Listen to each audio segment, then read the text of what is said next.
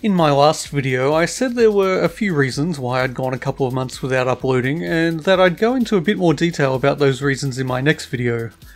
And this is that video. Don't worry, there's nothing dramatic here, no profound personal issues or health worries on my part. Nope, like most things in my shallow, meaningless existence, it's all gaming related. Well, like I said last time, it's mostly down to my laziness. If laziness was an Olympic sport, I'd win gold. Except, no I wouldn't, because I'd be far too lazy to show up at the venue. However, I also spent a fair bit of time playing Doom Eternal and then trying to make a video about it. I basically gave up when I realised I'd written 5,000 words that essentially boiled down to me quibbling about how it's different to old school Doom. But hey, maybe even that'd be of interest to someone. Let me know in the comments if you'd like to see that video and maybe I'll get around to finishing it off. But my motivation for uploading stuff to YouTube was even more devastated by the fact that I happen to get addicted to two games that don't easily lend themselves to my usual style of video.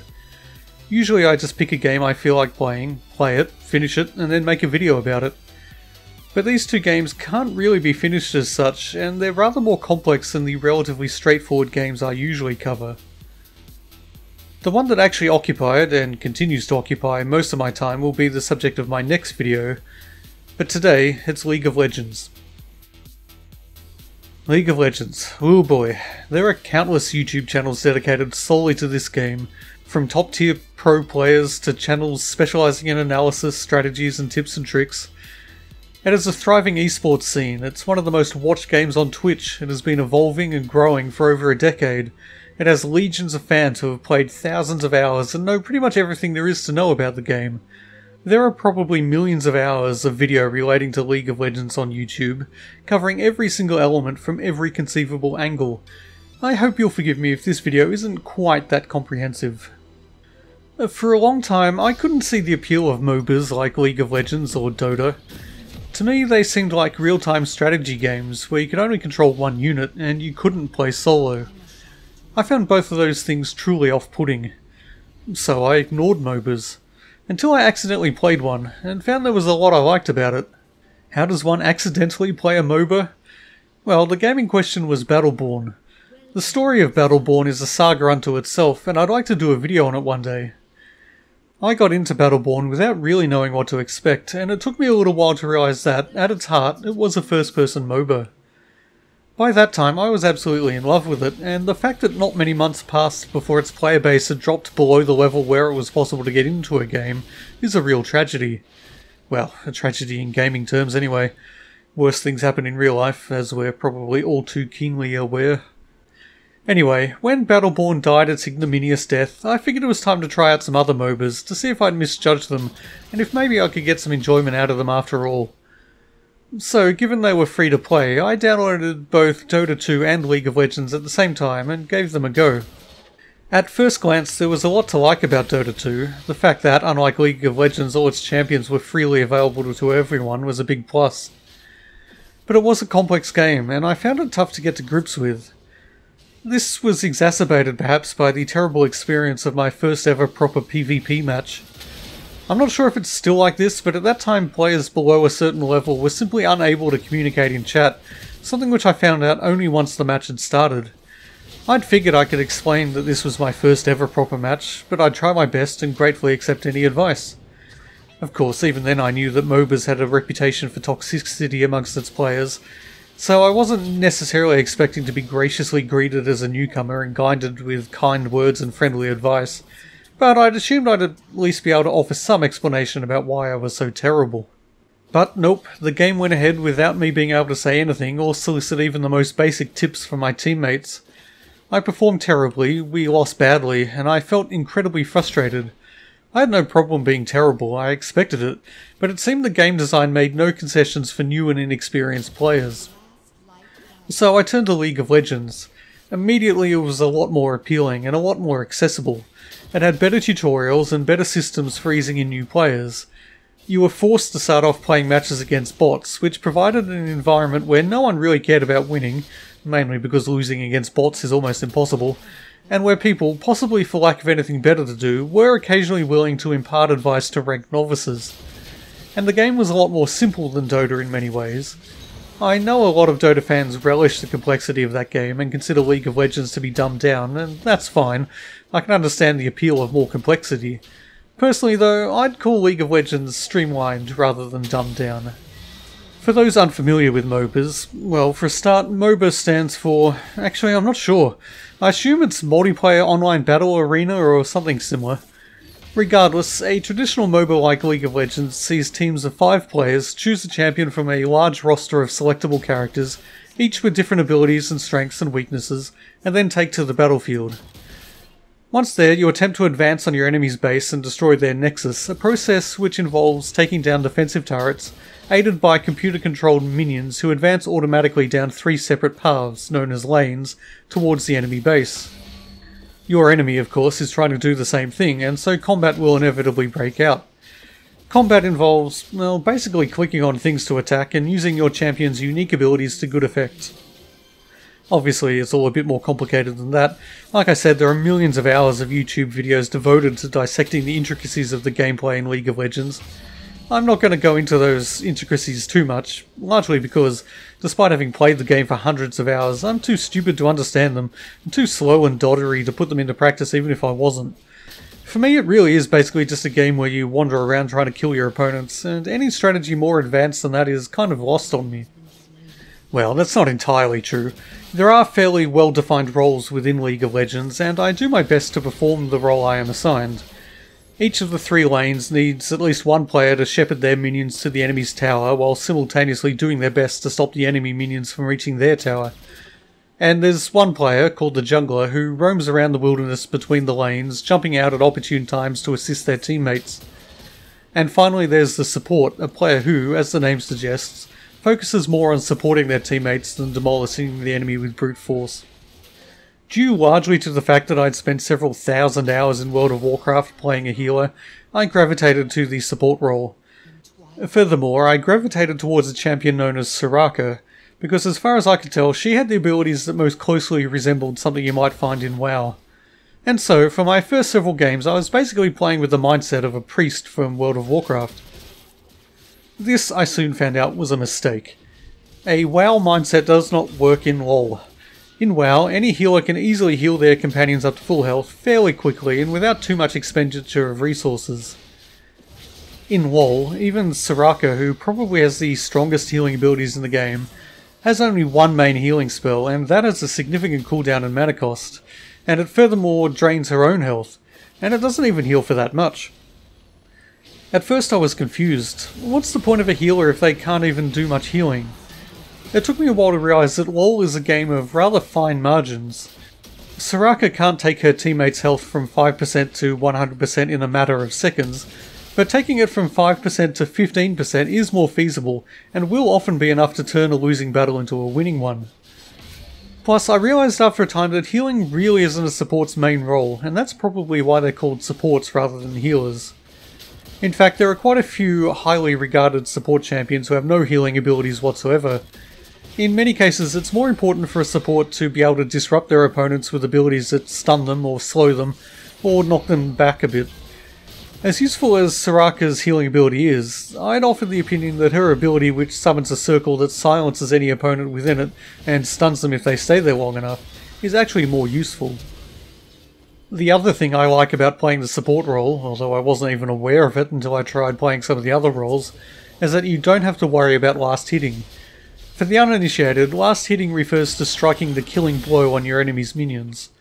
Only the player who strikes the last blow gets gold for killing the minion, and gold is required for buying items, and in general the team with more gold and therefore better items has a distinct advantage. But last hitting is more difficult than it might sound, because the minions, yours and the enemies, fight each other when they meet, and unless you're really careful, your minions will get the killing blow rather than you. Plus, there's always the fact that while you're worrying about last hitting, there's going to be an enemy player nearby doing everything in their power to make life difficult for you. Of course, any player worth their salt will be making life difficult for them as well. But I'm not a player worth my salt, or anyone else's salt come to that. So I find last hitting to be a finicky and rather frustrating process. A support, though, doesn't have to worry about last hitting. For one thing, supports tend to be champions who don't rely so much on items to be useful, so they don't need as much gold. For another, they have access to certain items that allow them to generate a limited amount of gold from other means, such as casting spells on enemy champions. So I stuck mainly with support, mostly just trying to follow my teammates around and being as useful as possible, which honestly often isn't very useful at all. You see, I am truly terrible at this game. I know I joke about being terrible at games all the time, about how I'm so old and doddery and just too slow to cope with most games. And, well, let's just say there's a hell of a lot of truth to those jokes. But I'm not totally useless, not all the time at least. I mean, I got the Platinum Trophy in Bloodborne, that's gotta count for something. Just don't ask me how long it took. But League of Legends, yeah, I suck. Completely, totally, abjectly. And I have the numbers to back me up on this.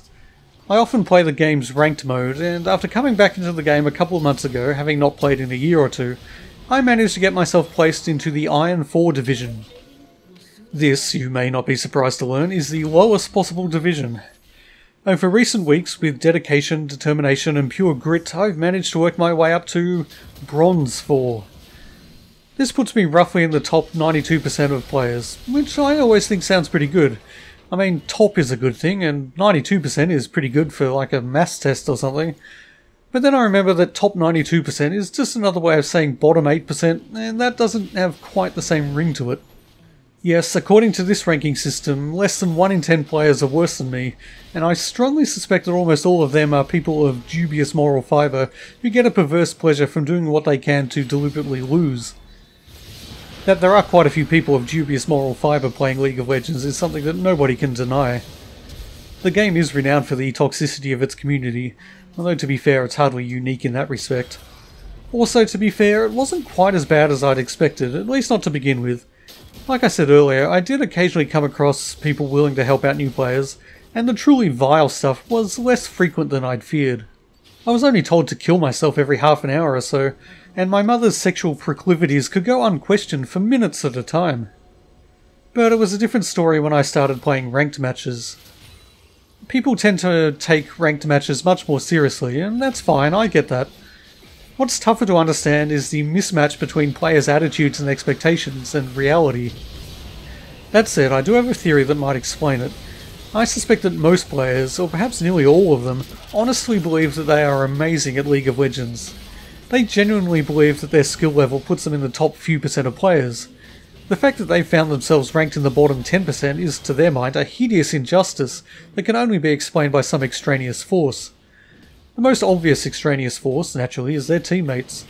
So they assume that, in defiance of all statistical reasoning, they've somehow found themselves grouped up with players so catastrophically terrible at the game that even their own brilliance cannot overcome the brutal handicap that their teammates represent. And hell, if I honestly believed that, I'd probably be a little irritated too. But I still would not stoop to the baffling vitriol that I used to see in chat. You'll note that I say used to. Eventually I made the decision to just mute chat altogether. It honestly pained me to do so. I know I come across as a curmudgeon, but I'm not totally antisocial. In an ideal world, I'd be cheerfully celebrating victories with my teammates, honouring the efforts of my foes, and commiserating with dignity when things don't go to plan. Also, I'd learn more about the game from wise allies and respectful foes. But suffice it to say, this is not an ideal world. After looking back on my interactions in chat and realising that almost all of them were negative, a small minority were positive, and an impossibly tiny fraction were useful to the strategy of the game at hand, I disabled chat and I have no intention to turn it back on unless I reach a much higher rank. And that will never ever happen. So for me, League of Legends is, to all intents and purposes, a single-player experience. As an aside, I know there are plenty of people who are completely unaffected by toxic abusive chat, and there are even those who find it genuinely amusing. Such people might look down on me for allowing it to get under my skin, they might even call me a snowflake. And honestly, I envy those people. It would be nice to be so resilient. But I'm not, and this is one thing that I really do think can be attributed to my relatively advanced age. In gaming terms at least, and also to my hobbies as a child.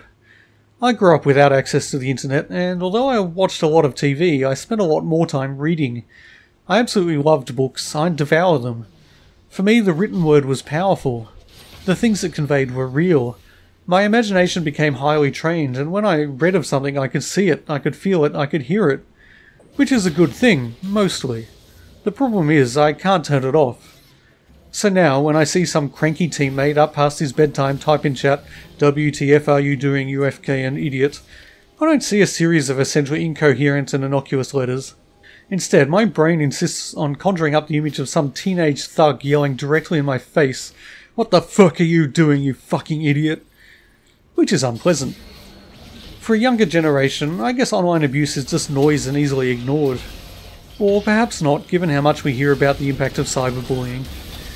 In any case, if I can avoid it by clicking on a button that says disable chat, I'm going to do it.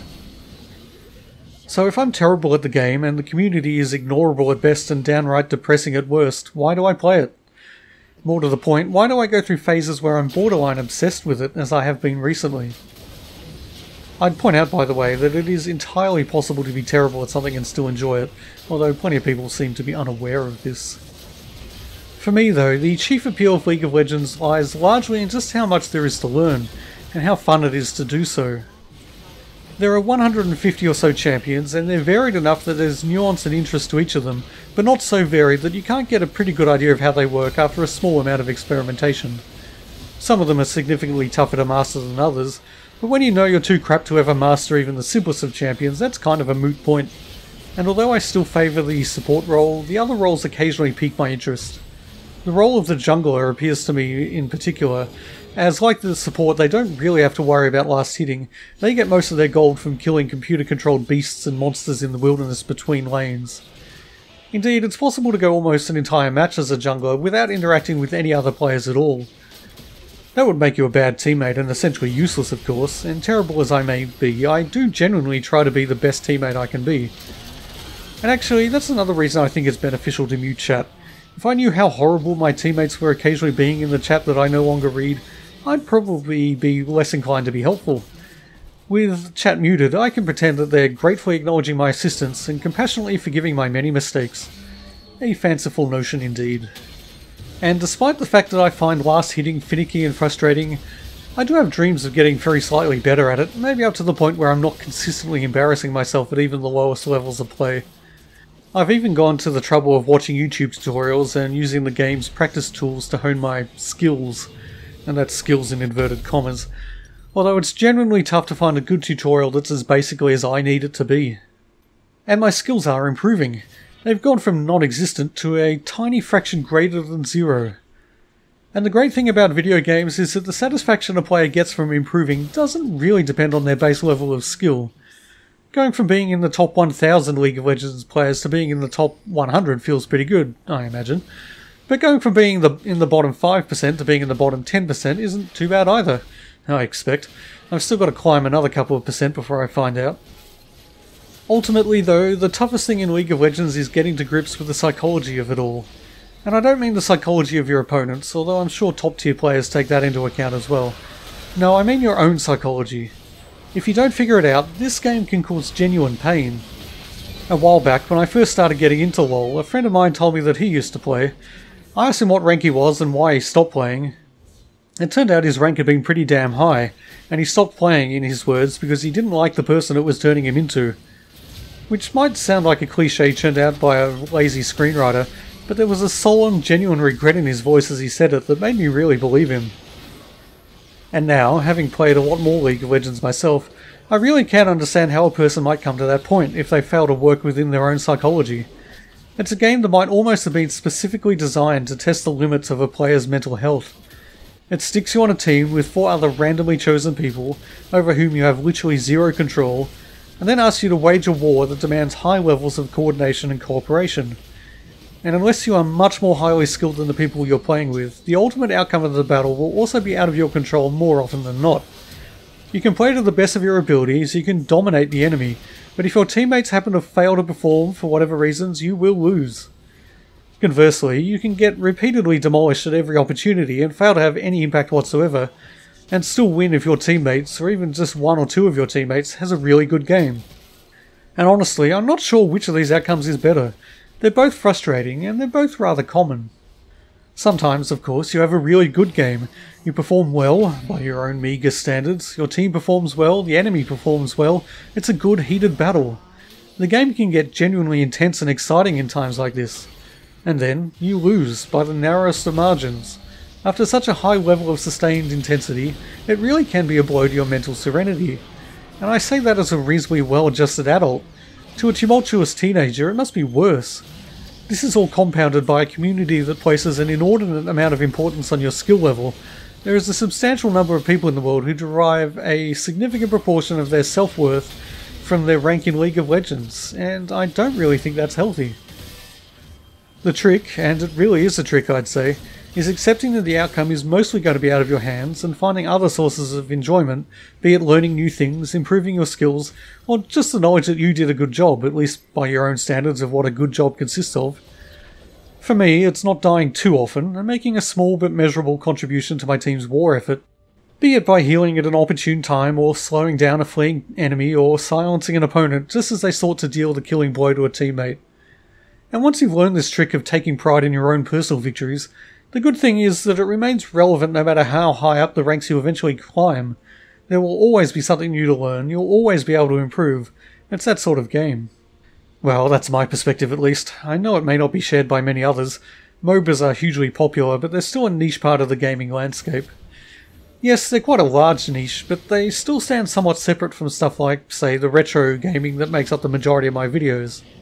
And for the vast majority of players who do occupy the MOBA niche, I'm sure my perspective seems impossibly, well, noobish. I mean, I'm ranked Bronze 4. What could I possibly have to say about the game that would be relevant to them? But hey, I'm happy with my noobishness, and I wish more of my fellow noobs would take up League of Legends. And actually, the pros, or at least those who consider themselves pros, should wish that too. Then all us noobs could play together, having fun with our noobish ways, while the pros could sweat it out in the higher ranks where they think they belong. There's one other psychological element of the game that bears discussion: the loot boxes. Loot boxes as a whole are controversial to say the least, although controversial isn't the word many people would choose. Me personally, I've never really had strong opinions about them. Certainly I've never been feeble-minded enough to get suckered into spending actual money on them, is what I would have said a couple of months ago. Then, something happened. When I came back to LoL this time, there was an event running, which isn't something I would have paid much attention to in the past. But now, there was a new character, well, new since the last time I'd played anyway, called Senna that I was really enjoying, and there was a prestige skin available for her. For those unfamiliar with the term, a skin simply changes the appearance of a character, with the more extravagant skins adding new visual effects and voice lines. I really liked the look of this prestige skin. Plus, I mean, it had the word prestige in the name. That's a cool word. Did the word prestige really genuinely have an effect on my desire to acquire that skin? I honestly can't say, but I have a small sneaking suspicion that it might have. Anyway, I saw that if I bought the event pass, I could earn currency specific to that event simply by playing the game, and I could use that virtual currency to buy a different virtual currency that could in turn be used to buy the skin I wanted. So I bought the pass, worth about $15 of local currency. I played a bunch of LoL. I earned enough of one sort of currency to buy the other currency to buy the skin I wanted, and that was that. Not really a bad deal. The skin was genuinely nice, and with the excess currency I could buy other stuff like random skin and champion shards, which can be used to unlock, well, skins and champions when you have enough of them. But that wasn't that. Some of the champion skins I got were actually pretty cool. And I'd now unlocked the majority of the champions in the game. There were still dozens more to unlock, of course, but I felt like I was at least within shouting distance, provided I shouted really loud. And in a game like this, I really do like the variety, and having the option to play as many different champions as possible, even if I still sucked at all of them, seemed like a good thing. I'm sure you can see where this is going. Before long, I was spending real money on a disturbingly regular basis to buy loot boxes that contained more random skin shards and more of the currency that was specific to that event. Now, I could have earned that currency just by playing the game, but it wouldn't have been enough. It would never have been enough. The skins I got were random. A few of them I really liked. Most of them I didn't really care about. And this is where I discovered that even I am not immune to the allure of gambling. Because if I got a good skin, great, why not spend more money? I could get another good one. But if I got a skin I didn't like, damn, that sucks. I can't stop on a low point, I better spend some more money to see if things improve. Plus, as I got closer and closer to unlocking every champion in the game, it seemed easier and easier to justify spending more money. Now, I don't want to get this out of proportion. I did spend more money than I should have, particularly given my rather modest means. But I didn't bankrupt myself, I never had to go short of food, and certainly I wasn't taking food out of my children's mouths. Actually, my children don't eat much anyway, largely because they don't exist. And in the end, I got a pretty good collection of skins that I do genuinely like having, plus I really do like having every champion unlocked. But nevertheless, I really do feel like a sucker. I spent way more than I can justify on a game that, although I definitely enjoy it a lot, I tend to only enjoy for brief periods before I get distracted by something else. Even now I find myself thinking, oh yeah, League of Legends, I should play a couple of matches. But do I feel like it? Nah, maybe later. I still don't have really strong opinions on loot boxes, not as strong as most other people seem to manage anyway. I accept that free-to-play games need to actually make money, and loot boxes are a way to do that. Plus, I have to accept that my expenditure, foolish and regrettable as it may have been, was also my choice and my responsibility. But I do now have more sympathy for people with real problems who may have made even worse and more costly choices than I did. Anyway, I hope this little foray into the MOBA zone hasn't been too off-putting. My next video will be on the other game that's been a recent obsession for me, and it's another one that's pretty different from the usual stuff I cover. Until then, get off my lawn.